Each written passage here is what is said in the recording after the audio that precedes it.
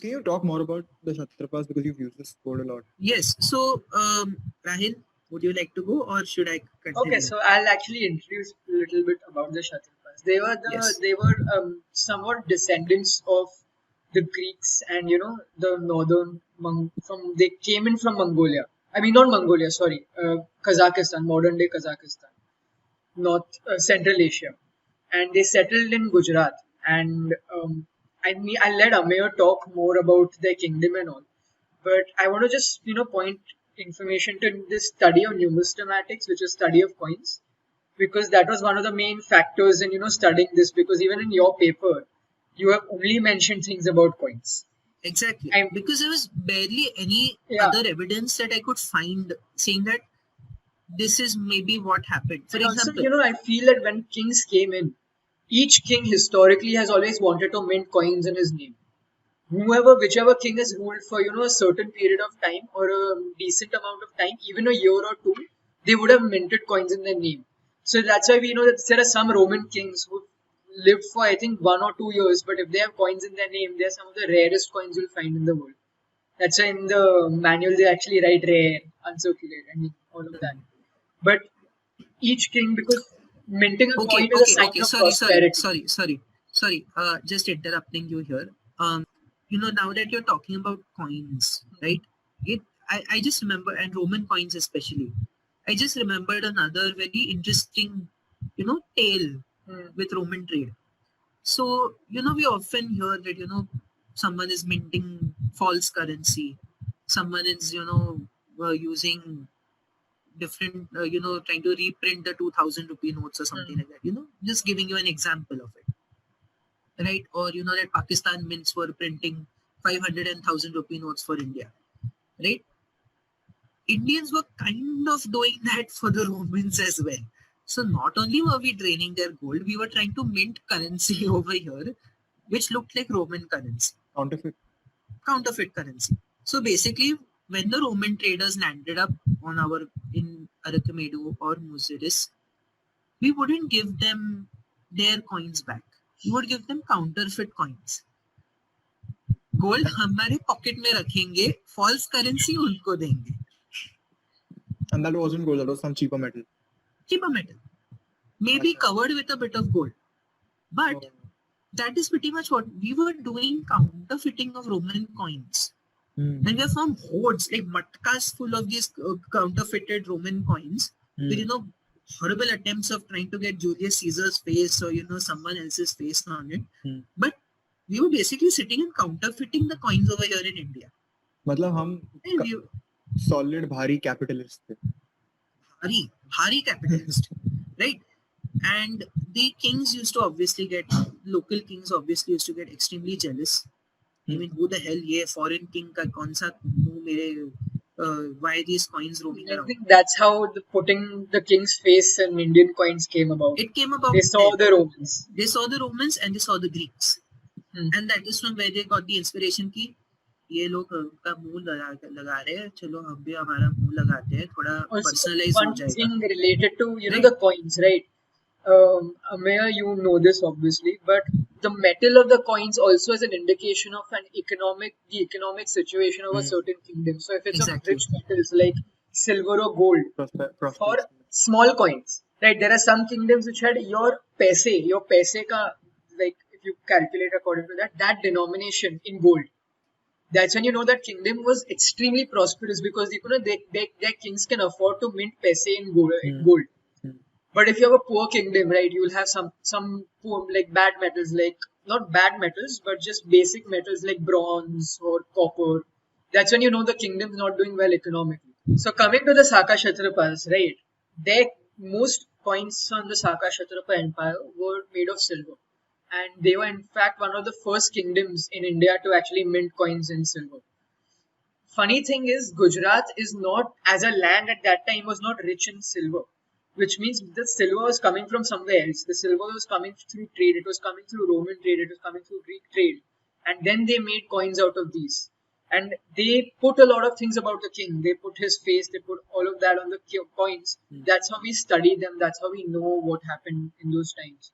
If you look at, Alexander's coin, or you have a lot of commemorative coins even today, which will commemorate some events. And imagine 2,000 years from today, if someone finds, say, a commemorative coin of World Food Day or ILO Mm. or something like that, you will know that okay, this organization might have existed, and then I can piece together the way Amir said before as to what the civilization was. And yeah, Amir, Saka Kshatrapas, you want to Yes. go ahead? So the thing about Saka Kshatrapas is the term Kshatrapa actually means governor. Senapati. It's actually governor, senapati. It's a very vague term. Usually it was given to someone who was considered like a governor or like a commander of an army. Yeah, so just a very basic question. Do the Kshatriyas have any relation to the Kshatrapas? No. The Kshatrapas, the term Kshatrapa comes from the Scythian and the Parthian names that came in through the They invasions are that came in Persian through Central. names. Okay. The Persian names that came in through the Scythians, etc. Right? Kshatrapa basically means general that then became governor for the Scythians Hmm. and then became king in the Shaka Kshatrapa kingdom. Right? So basically, the whole way that it happened was that the Persians came into India. Right? The Persians did invade India. You had Darius, so on, invading India. Right? And you had the Scythians also invading it. Scythians were another kingdom. And they basically came in and settled in this Punjab, Gujarat area. And they basically split. So one was in Punjab, Kashmir, that was the northern Kshatrapas. And then you had the Shaka Kshatrapas, which was like the main big chunk that was in Gujarat, Madhya Pradesh, and in parts of Maharashtra, northern Maharashtra, like Nasik and so on. And it was this northern Kshatrapas were pretty much like a small kingdom, existed and then fluttered away. Meanwhile, the Shaka Kshatrapas existed for over 200, 300 years. That is longer than the British were in India. And that's impressive. And the thing is, like how Rahil explained about the purity of their coins, the coin purity, the purity of silver used in these coins, never fell below an 88 or an 89% pure silver. The coins were 88 to 89% pure silver till the end. And that also the end was met at the hands of a very famous king, Chandragupta II, or Chandragupta Vikramaditya of the Gupta Empire. Hmm. It was at his hands that the Shaka Kshatrapa Empire ended. Otherwise, the Shaka Kshatrapas would have continued on for even longer. They had a robust economy. And the thing is, like how Rahil explained, the silver wasn't naturally occurring in Gujarat or anywhere near this. So where did the silver come from? It was through trade routes from the Greeks that brought in silver. So basically the kings were sitting in Gujarat saying, Chalo, Greek say, idhar se, udhar se, silver lao. They brought that silver here. Local craftsmen melted the silver down, stamped out coins with extremely exquisite facial features of the kings for that time. Small, engravings on it of designs and so on. And legends. Legends on a coin is basically stuff written on it. Hmm. Like, when you have 1 rupee written on our coin, it will be a legend. Hmm. And in that legend, basically, he wrote what he was, who the king was. So it went like, Rajano Mahashatrapasa Rudradaman, Hmm. or Rajano Mahashatrapasa Rajadaman. Something like that was basically how it went. What does it mean? Rajano, king. Mahashatrapasa was the title, like, great king of this. Rudradaman was the name of the king. Maha Maharaj is is like like the that. Maharaj, Mhm. great Maharaj, right? And then the interesting thing about some of these coins was they had the title of the sun also. Okay. So it would be So- Rajano Mahashatrapasa Rudradaman, which was basically saying great king Rudradaman, and it would be below that Rajanu Kshatrapa and the son's name. because Acha. Kshatrapa means governor. Oh, is it something like my name is whatever Daenerys Targaryen, mother of all dragons, or so? I see. Basically, it was that. Basically, it was that instead of having lines and lines of it, there were basically just one line that was given to these people. So was that description of the king or was it the name? It was just a name.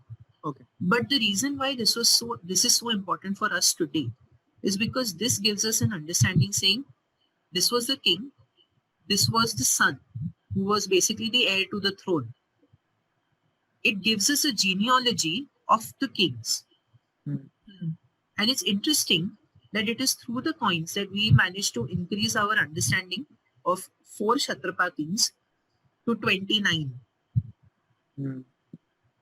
It was only through coins that 25 kings were added to the list. Then Just you would have because never of known this. about them Just because because of this genealogy.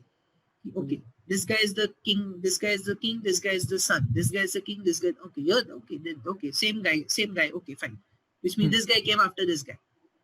And then we trace the line down. And that is what is very interesting about the Saka Kshatrapas. And again, there was a lot of Roman trade happening even during this time. Huh? So you had Nahapana,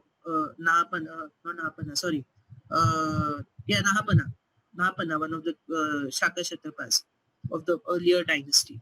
So there were two dynasties. So you had the Kshatrapas, who were basically like the founding dynasty of the Western Kshatrapas, right? So this is where Nahapana existed, right? Then you had the Kadarmakas, which was like the most powerful lineage for the Kshatrapas. They were basically Rudradaman and they basically turned a small kingdom into an empire.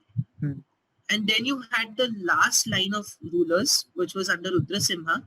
And these guys basically were like the last rulers for the empire, which ended at the hands of Chandragupta Vikramaditya.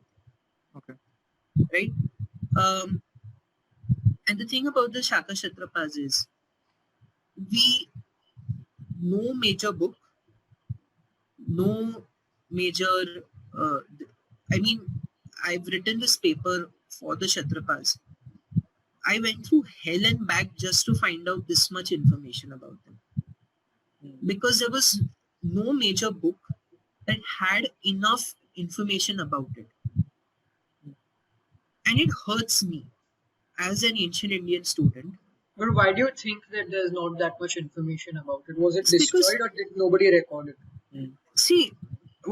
there's a not lot of information in the sense that there's not a lot of archaeological evidence that we've found of this time period. Right? See, like for example, what's happening currently in England. Right? This is developed country, extremely proud of its heritage and this, right? Not like India, which has thousands of years and nobody cares a damn, according to what these Westerners say. You have Hadrian's Wall, which was built by the Romans, separating what was Britannica from or Londonium or Britain from the Scottish tribes and so on.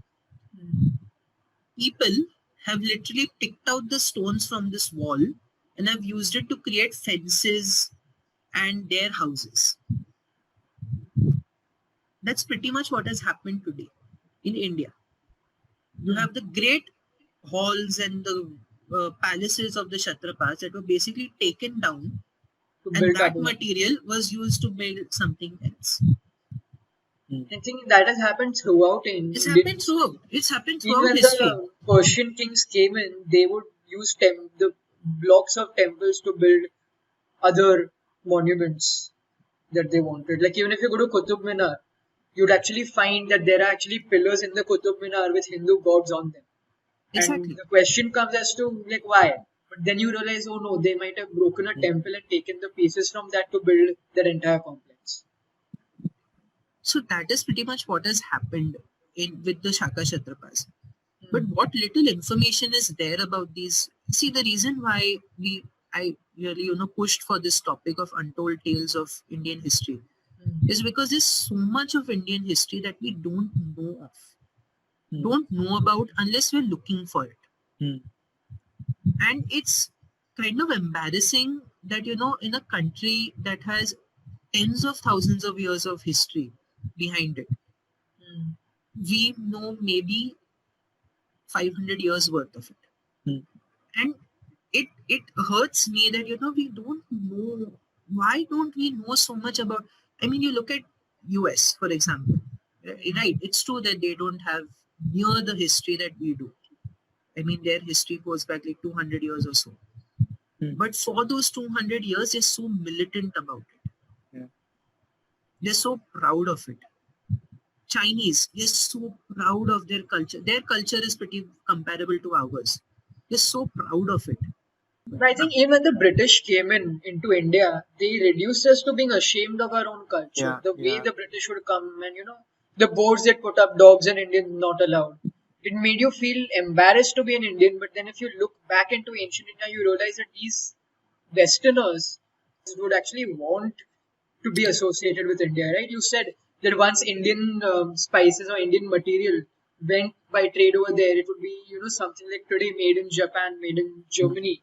At that time, made in India was that. And I had also heard one more thing is people would actually try and Indianize their names. The way right now Indians, as we try to make our names sound more Western, people would try to make their names sound more Indian. If you go to I Southeast mean, Asia, right, Yeah. their I mean, names are still called. this best way to describe this is a silk cloth that came from India was pretty much like, Gucci and, Louis Vuitton type, clothes for Rome, ancient Rome.